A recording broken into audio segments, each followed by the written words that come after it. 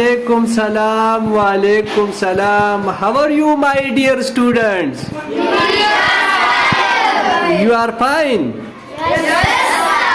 Sit down. Thank you.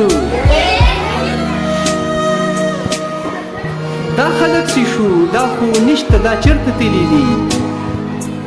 خپل وطن ته افغانستان ته. خپل وطن افغانستان ته تللی دي؟ Yes, sir. دا ستاسو افغاني ملګري وو؟ Yes, sir. تاسو ته دوی یادېږي؟ Yes, sir. څنګه وو ستاسو ملګري؟ سر جي هو موږ سره ورسره کول سر.